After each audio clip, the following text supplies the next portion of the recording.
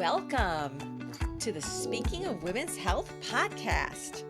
I'm your host, Dr. Holly Thacker, and I am back in the Sunflower House for a new episode of Speaking of Women's Health. And we are into our second season. We're not quite halfway through.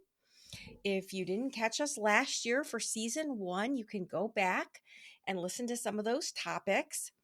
This year, we've had a whole wide variety of things to talk about of interest, and today is going to be in honor of May and Osteoporosis Month, everything about calcium, vitamin D, and I'm going to also talk about K2, also known as M7.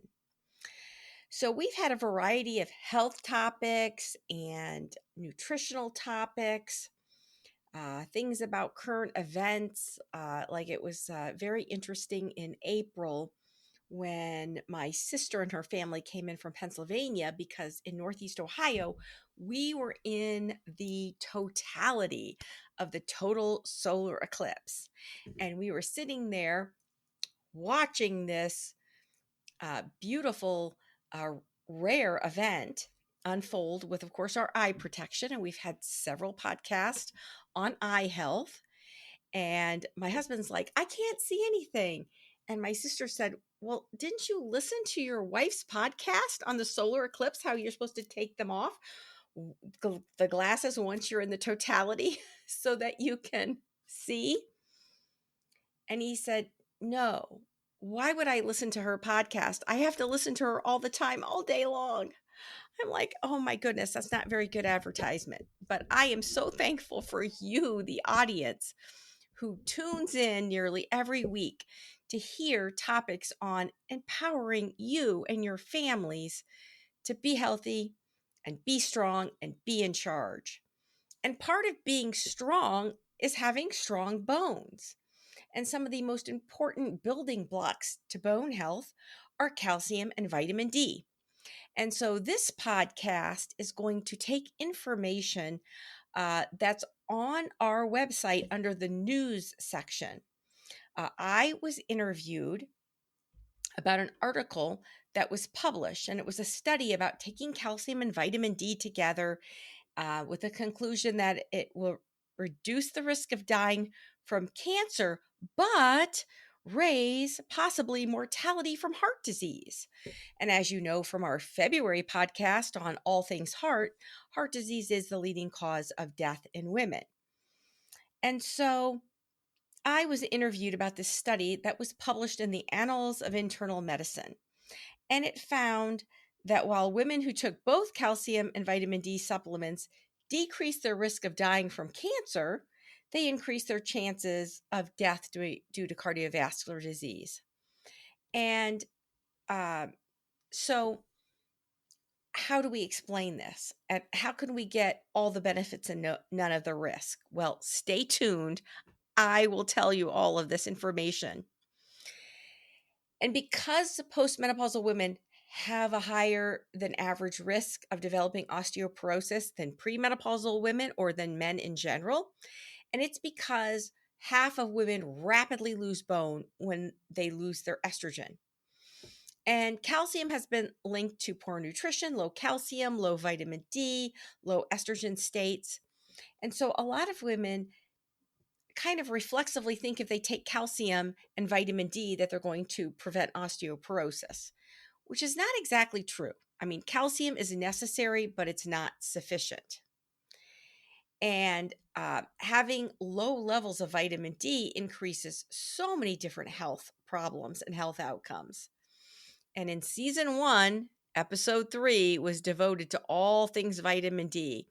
And since I recorded that podcast, we've had even more research come in about the benefits of vitamin D in terms of cancer reduction, COVID lung mortality, even hair growth. And hair, the topic on hair remains our most popular topic. And stay tuned for Father's Day. Right now we're in the month of Mother's Day. But for Father's Day, we will be revisiting hair thinning. So I was asked, why are postmenopausal women encouraged to take calcium and vitamin D? And my answer is that all humans need both calcium and vitamin D. And the historical reason postmenopausal women have been encouraged to ingest both is because of the high rate of osteoporosis in women. And both estrogen and vitamin D help your gut absorb the calcium that your body needs. And as I explained, vitamin D is not a vitamin at all, but it's a pro-steroid hormone. And many adults over age 40 in northern latitudes are vitamin D deficient. So the so-called 400 international units of recommended daily allowance is not based on science, but it's rather mothers know best. And moms used to have their kids drink some cod liver oil every day to prevent rickets, which is soft bones in childhood. And rickets is severe vitamin D deficiency. So you need a minimal amount to prevent rickets, but that might not be the optimal amount for your entire body. So I was asked, what did this research suggest about women taking these supplements together? Is there something bad about doing both? Or is there a better ratio? And my answer, and this is what I tell most of my patients most of the time, is that generally speaking, most adults do not need to take a calcium supplement if you get enough calcium from your diet, as well as having adequate vitamin D. And if you're estrogen replete and not estrogen deficient, you need to ingest even less calcium. And so, since a lot of women don't choose, or they're not offered, or somehow they're not counseled about the benefits, risk, and alternatives of estrogen, uh, sometimes they need a higher intake of calcium. And if they're on a restricted diet or a tea and toast diet, or they strictly avoid all dairy, then they may not be getting enough calcium. And we do have an excellent calcium calculator on our website. So if you haven't looked at that, please do. And it's easy to go and find out what foods are calcium rich, like tofu and broccoli and yogurt and low-fat dairy products and salmon and sardines, and so many foods have calcium, sesame seed, almonds. So it doesn't have to just be dairy. But dairy is a very efficient way of getting a lot of calcium and protein. So then I was asked, would this study change any current recommendations for taking calcium and vitamin D together, or is the slight increased risk of heart disease just too slight to warrant any changes? So my answer was that this study in particular used too much calcium, particularly if someone was already getting calcium in their own diet. And that the vitamin D intake they had women take, 400 international units, was pretty low and not even optimal. Had it been higher, I would have expected to see even more reductions in death from cancer as well as cardiovascular disease. And the other point I made is the vitamin D supplements that women were given in this study did not include K2, also known as M7. Now, whenever I mention and ask my patients, are you on K2 with your D3? They say, well, no, I eat broccoli and Brussels sprouts, and or I'm on blood thinners, Coumadin, and I can't take extra vitamin K.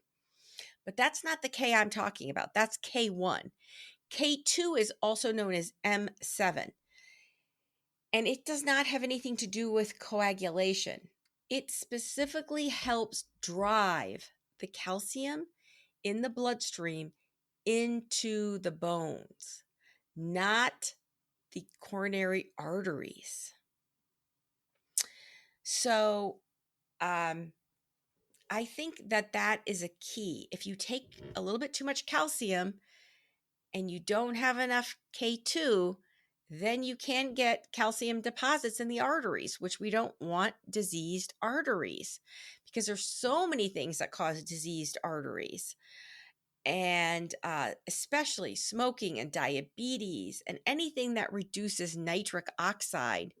And we'll have further podcasts on foods that can help promote nitric oxide, that can help lower blood pressure, how to focus your diet on becoming less sweet.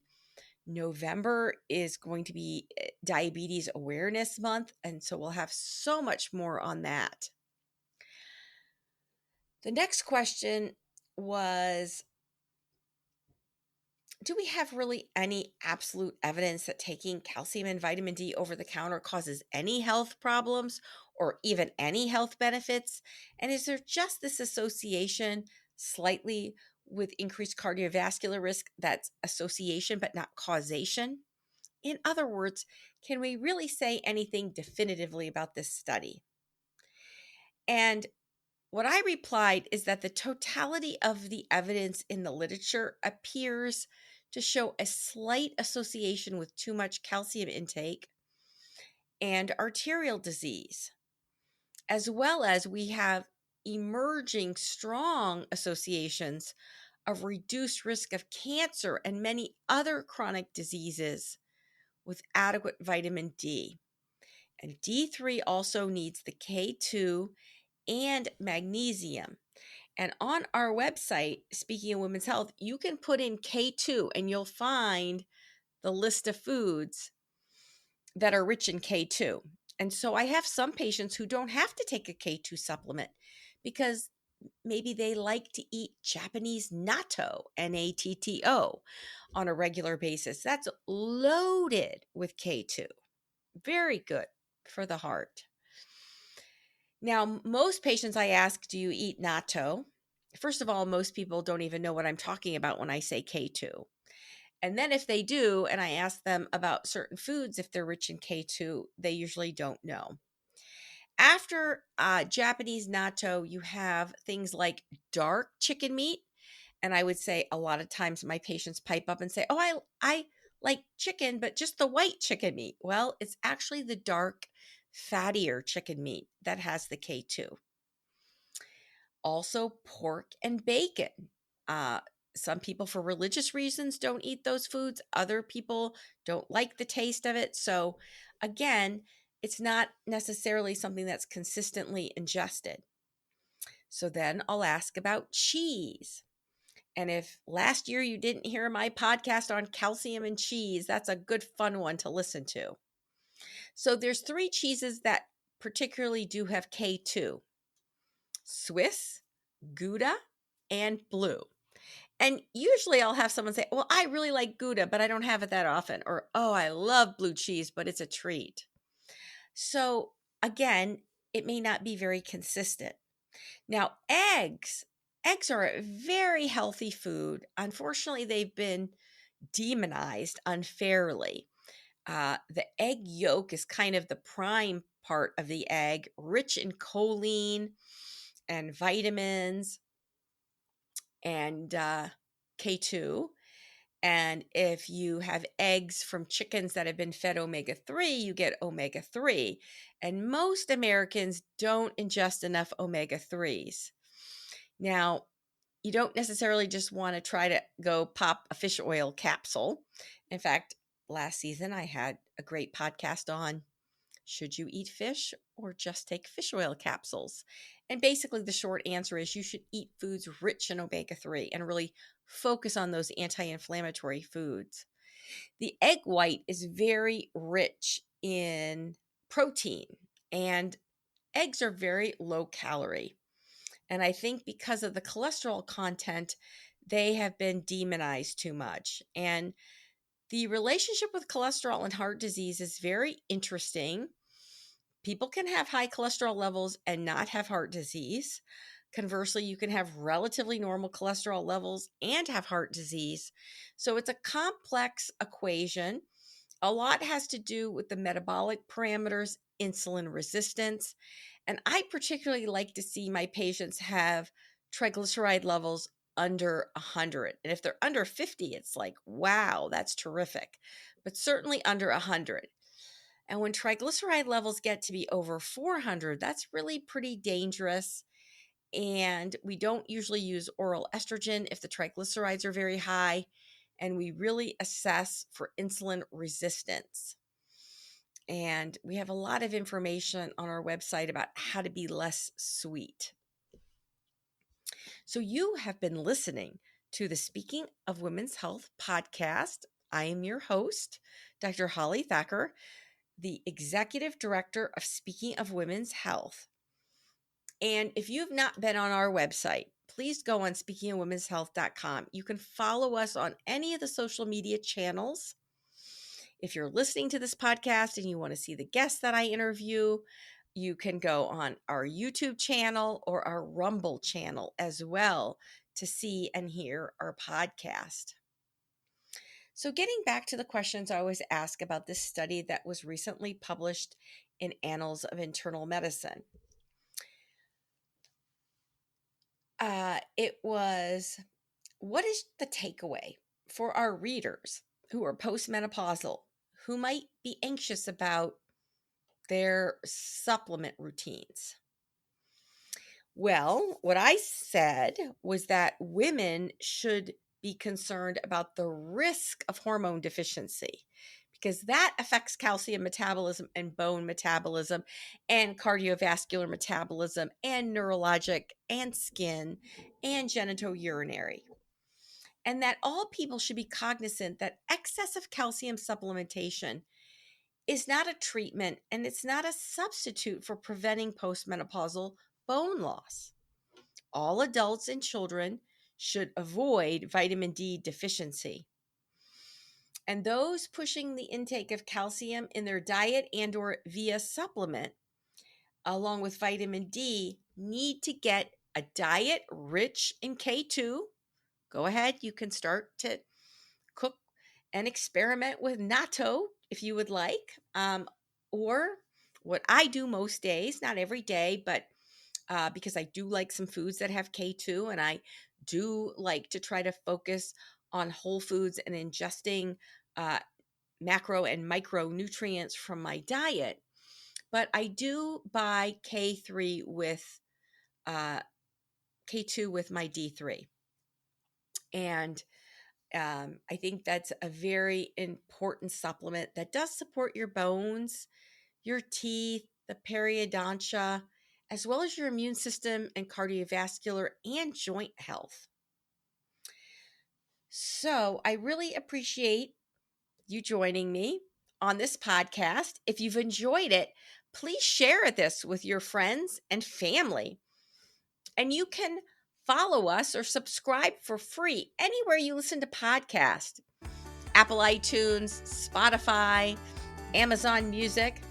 You can also listen to our podcast on our Speaking of Women's Health website. And if you're on our website, you can go to the Contact Us portion and ask us a question. And we just may answer your question on our next podcast or even devote a topic to what you're interested in. So remember, be strong, be healthy, and be in charge. And I will see you next time in the Sunflower House.